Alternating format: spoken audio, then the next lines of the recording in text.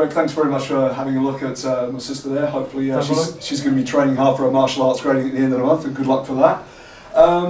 Just what I want to do here now is to have a bit of a think about the kind of thing that you would typically come across doing these functional movement assessments. A lot of the people that I got out to work in offices, and so there are very common areas of complaint when they're starting to exercise. I was wondering if you could explain what might be happening, for instance, if someone's feeling pain in their lower back or in their shoulders or in their knees, what kind of things you might be looking at.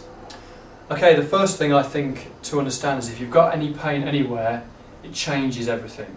Because as soon as you've got pain, then you're going to be moving totally differently because you're going to be avoiding certain movements. Can you explain the difference between something feeling a little bit stressed and actually feeling pain? If you've got a sharp pain, so if it's chronic, if it's acute, making you just go, ah! Yeah, exactly, then you need to go and see somebody. Whereas if it's perhaps just stressed and feels a little bit difficult, then that probably just indicates you just need to do the exercise. If it's tightness, because a lot of people get confused between tightness and pain. Pain, if it's chronic, if it's debilitating, if it's, oh, I can't do that move because it hurts, then go and see somebody about that. You shouldn't be training with a PT with any pain, full stop. They'll get it sorted, then you go back to PT and they should be able to take you through progressions as we discussed earlier.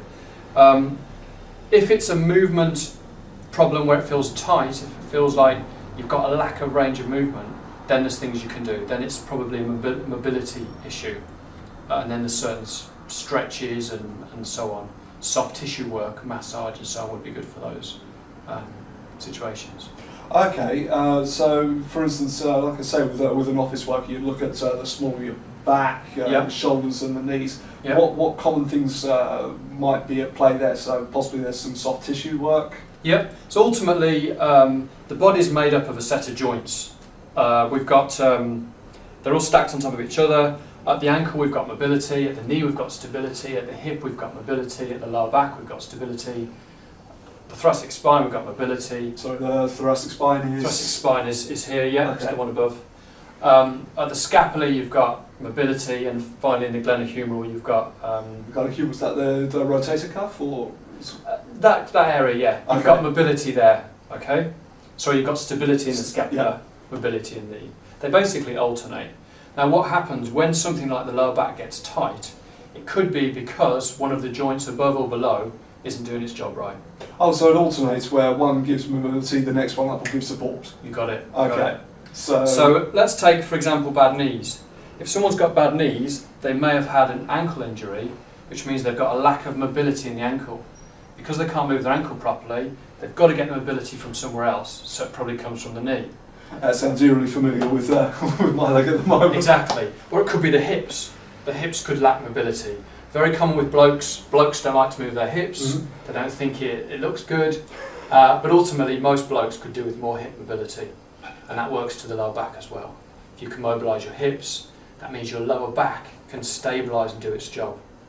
The lower back, when you look at the vertebrae, it's not designed to be mobilised at all. So people who do lots of twists and so on, lower back's not designed for that. It's the upper back that's designed for that. Okay. So ultimately, lower back should be stable and strong. Upper back should be mobile and flexible. So often with office workers, they lack that mobility in their upper spine because they're sat in a chronic position in front of a computer all day. So this gets tight. So when they move, they have to get mobility from somewhere.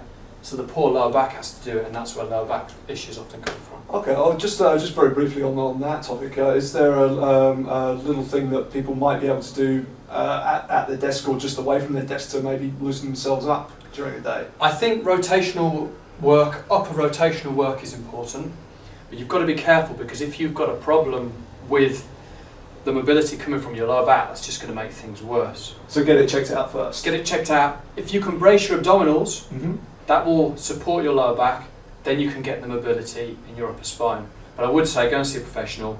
They should know how to mobilise your thoracic spine rather than your lower back. Okay, great. Well, Greg, thanks very much for your time. I was just wondering, how much might it cost to actually come and get the functional assessment done with you here? So, or wherever someone wants to get it done. Functional movement assessment is standard. We never train anybody without knowing how they move. Yeah. So they'll always have that. Basically, £70 is the minimum charge for a session with myself. Sure. Or any of my colleagues. Okay, and obviously you do the personal training after that.